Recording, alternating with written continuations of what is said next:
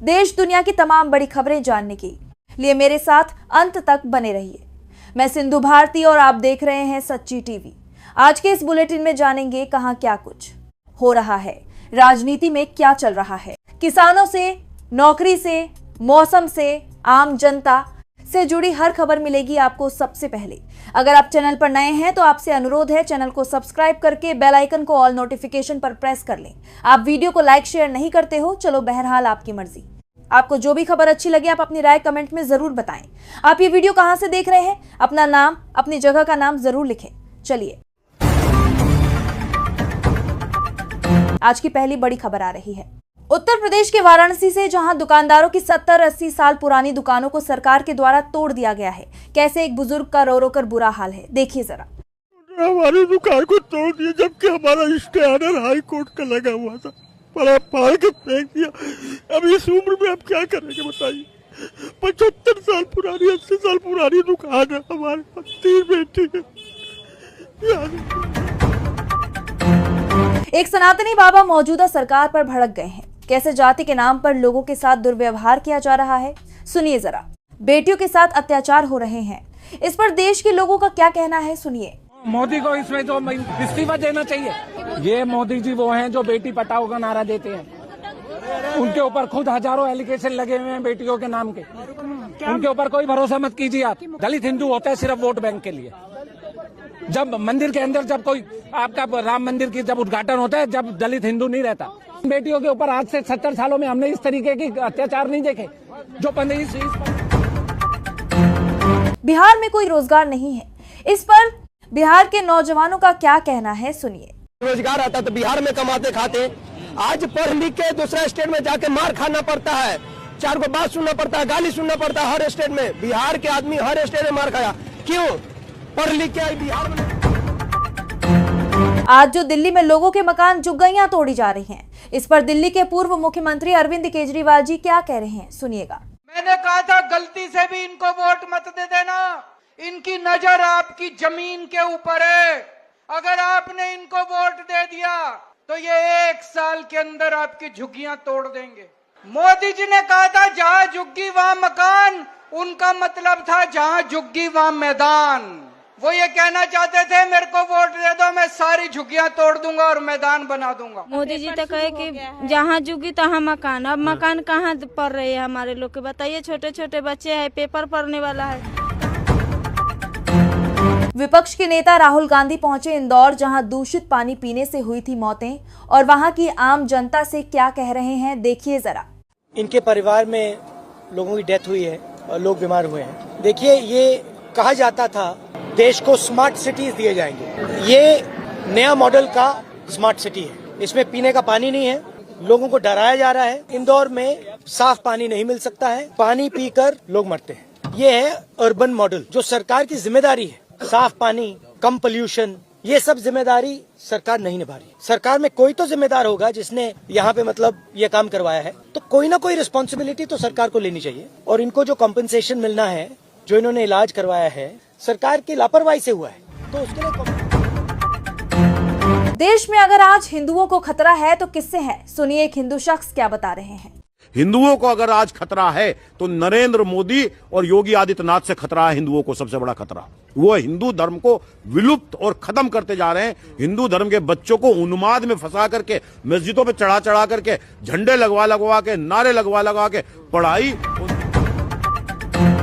जब supreme court के वकील बलराज मलिक जी से पश्चिम बंगाल में राष्ट्रपति शासन लगाने के बारे में पूछा गया तो क्या बता रहे हैं, देखिए। सारे बीजेपी वाले जहां सरकारें हैं वहां पर राष्ट्रपति शासन लगाना चाहिए। सबसे पहले तो उत्तराखंड में लगाना चाहिए, जहां पे वो बच्ची अंकिता भंडारी को न्याय दिलाने के लिए उत्तराखंड में राष्ट्रपति शासन लागू करना चाहिए। और इस न्याय में क्यों देरी हुई, अगर उसमें दोषी है तो वहां के सीएम को भी गिरफ्तार करना चाहिए, धामी को भी। पश्चिम बंगाल के मुर्शिदाबाद बीडीओ दफ्तर में 50 बीएलओ ने की तोड़फोड़, दिया इस्तीफा, देखिए जरा।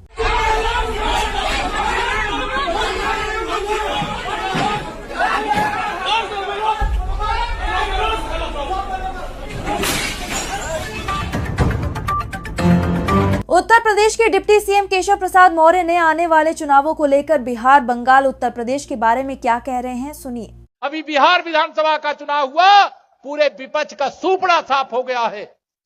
अभी पश्चिम बंगाल में चुनाव होने जा रहा है। मुझे पूरा विश्वास है जो हस्र विपक्ष का हरियाणा, महाराष्ट्र, दिल्ली और बिहार में हुआ है, वही हस्र टीएमसी का पश्चिम बंगाल में होने जा रहा है। 2027 में उत्तर प्रदेश का विधानसभा चुनाव होने वाला है। मुझे तो आप सब पर और सती मैया के आशीर्वाद पर भरोसा है। उत्तर प्रदेश में 2017 से बड़ी विजय 2027 में आप सबके आशीर्वाद। जहानाबाद में किया गया गायत्री का रेप, जिससे उस बहन की मृत्यु हो गई। पीड़िता के परिवार से मिलने पहुंचे प्रशांत किशोर जी, सुनिए क्या कह रहे हैं। पोस्टमार्टम का रिपोर्ट आया है, उसमें ये स्पष्ट लिखा हुआ है, ओपिनियन जो डॉक्टरों ने दिया है कि उस बच्ची के साथ दुर्व्यवहार हुआ है। तो हम लोग की ये ऐसी अपेक्षा है कि पुलिस अब इसको नए सिरे से इसको इन्वेस्टिगेट करेगी, और अगर नहीं करेगी तो हम लोग भी अपनी ओर से जाकर उनसे आग्रह करेंगे। आज या कल पीड़ित परिवार के जो लोग हैं उनको हम लोग ले जाकर एसपी, एसएसपी या उनसे वरीय पदाधिकारियों से मिलाएंगे और उनसे अनुरोध करेंगे कि हर हालत। वहीं दिल्ली की आम जनता रेखा सरकार से परेशान है, सुनिए क्या कह रहे हैं। हिंदू खतरे में, हिंदू पूरा खतरे में है, देश खतरे में है, इसी सरकार से खतरे में है। सरकार ही खराब है, अब सब पब्लिक को परेशान, लोग सवाल उठा रहे हैं। सरकार से सरकार ही खत्म है। सरकार सबको परेशान कर रही है, आगे जनता को परेशान कर रही है। सरकार ने इसे चुना था, ये सरकार को जनता को ही परेशान कर रही है। ये हिंदुओं की ही कॉलोनी है, आज यहाँ हिंदुओं को ही उजाड़ा जा रहा है। यहाँ के लोगों ने जो है सारे बीजेपी के वोटर भी हैं, और फिर भी यहाँ के लोगों को हटाया जा रहा है। और अंग्रेजों के जमाने से रहे, बहुत सारी सरकार आती रही, जाती रही, किसी ने आज तक यहाँ कोई कार्रवाई नहीं किया। बिजली दिया, पानी दिया, गैस की पाइप दिया। पार्टी के सुपर सांसद संजय सिंह जी क्या कह रहे हैं, सुनिएगा।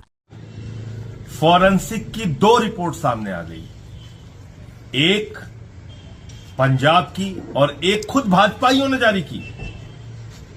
दोनों फॉरेंसिक रिपोर्ट में साफ हो गया, स्पष्ट हो गया कि आतिशी जी ने गुरु शब्द का प्रयोग नहीं किया। इसका मतलब जानबूझकर एक झूठी वीडियो, एक दुष्प्रचार करने के लिए वीडियो, नफरत फैलाने के लिए वीडियो भारतीय जनता पार्टी के नेता और दिल्ली के मंत्री कपिल मिश्रा के द्वारा डाली गई। और ये किसके कहने पे किया गया? आपको मालूम है, बीजेपी वो पार्टी है जिसके अगुआ प्रधानमंत्री नरेंद्र मोदी और गृह मंत्री अमित शाह देश भर में नफरत फैला के अपनी राजनीति का विस्तार करना चाहते हैं। नफरत फैला के, झगड़े करा के, लोगों के बीच में दूरियां करके वो अपनी राजनीति की रोटियां सेकना चाहते हैं। भारतीय जनता पार्टी ने गुरुओं का अपमान किया है। गुरुओं के अपमान के लिए बीजेपी के सबसे बड़े नेता प्रधानमंत्री नरेंद्र मोदी और अमित शाह को देश से माफी मांगनी चाहिए, कपिल मिश्रा के खिलाफ कार्रवाई करनी चाहिए। अब ये साफ तौर पे पूरे देश के सामने आ चुका है कि बीजेपी कितना घिनौना, घृणित और दुष्प्रचार। बिहार में हुए विधानसभा चुनाव के बारे में प्रधानमंत्री मोदी जी क्या कह रहे हैं, सुनिए। बिहार के चुनाव में जब मैं जंगल राज की बात करता था, कट्टा सरकार की बात करता था, तो आरजेडी के लोग कभी विरोध नहीं करते थे, लेकिन कांग्रेस वालों को बहुत चुभता था और बहुत मोदी का। अखिलेश यादव जी ने लगाया बीजेपी पर बड़ा आरोप।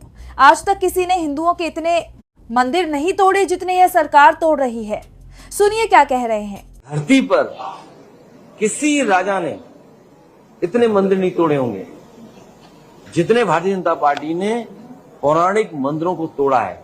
और यही नहीं, हम एक मंदिर बना रहे हैं, बीजेपी वाले उसमें तंगड़ी लगा रहे हैं। बताइए, हर बार कुछ न कुछ करते हैं उसमें। तो ये ऐसे ही है, और पूरा काशी का सब बुरा कर दिया।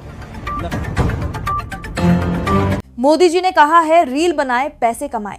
इस पर एडवोकेट मोहित शर्मा ने पलटवार करते हुए क्या कहा है, सुनिए। मोदी जी कह रहे हैं कि रील बनाइए और पैसा कमाइए, तो मोदी जी से ये कहिए ना कि सबसे पहले अमित शाह जी अपने बेटे जय शाह को बीसीसीआई से बाहर निकालें, आईसीसी से बाहर निकालें, और उसको फोन में दिलाऊंगा जय शाह को, वो रील बनाए। वो क्यों नहीं बनाता रील? वो क्यों नहीं बनाता? राजनाथ सिंह का बेटा पंकज सिंह अपनी विधायकी छोड़े, मैं उनको फोन देता हूँ, वो भी रील बनाए। झारखंड के पहाड़ा राजा सोमा मुंडा की हत्या के विरोध में झारखंड में निकाली पैदल यात्रा लगाए नारे भी देखिए जरा। बंद रहेगा, झारखंड बंद रहेगा, झारखंड बंद रहेगा। मुख्य हत्यारों को अभिलंब गिरफ्तार करके। वहीं शंकराचार्य स्वामी अविमुक्तेश्वरानंद सरस्वती जी का बाबरी मस्जिद पर एक बड़ा बयान सामने आया है। चलिए उन्हीं से सुनते हैं। अरे नींव रखने से क्या होता है, बनाए तो। बाबर के नाम की चीज हमको अस्वीकार है, हम साफ कह रहे हैं। अगर इस देश में फिर से बाबर को लाने की कोशिश होगी तो जो लोग बाबर को लाने के लिए खड़े हो रहे हैं वो हमको बाबर दिखाई देंगे और हम उनके साथ बाबर जैसा व्यवहार करेंगे। हम नहीं चाहते हैं कि फिर से हमारे देश में कोई बाबर आए, कोई औरंगजेब आए। हमारे यहाँ आना है, आप आइए। आप इस्लाम को मानते हैं, हम कहाँ मना कर रहे हैं आपको। आप मस्जिद बनाइए, कहाँ मना कर रहे हैं। लेकिन आप बाबर के नाम की मस्जिद बनाएंगे, और बाबर के नाम की मस्जिद XYZ का खागा कौन बना सकता है। चलिए अब जान लेते हैं अगले 2 दिनों के मौसम का हाल। 21 और 21 जनवरी को देश के बड़े हिस्सों में सर्दी का असर बना रहेगा। उत्तर प्रदेश, बिहार, हरियाणा, पंजाब और दिल्ली NCR में सुबह के समय बहुत घना कोहरा छाए रहने की संभावना है, जिससे दृश्यता कम रहेगी और यातायात प्रभावित हो सकता है। मध्य प्रदेश, झारखंड, छत्तीसगढ़ में रात के तापमान में गिरावट के साथ कोल्ड डे जैसी स्थिति बन सकती है। वहीं राजस्थान में मौसम शुष्क रहेगा, लेकिन सर्द हवाओं के कारण ठिठुरन और ज्यादा बढ़ सकती है। महाराष्ट्र और पश्चिम बंगाल में मौसम सामान्य से ठंडा रहेगा। सुबह शाम हल्की ठंड महसूस होगी, जबकि अन्य हिस्सों में ठंडा लेकिन मौसम स्थिर बना रहेगा। आप जब कमेंट करके अपनी जगह का नाम बताते हो, अपनी राय कमेंट में लिखते हो, तो मुझे बहुत अच्छा लगता है। आपने कल बहुत अच्छी कमेंट की थी।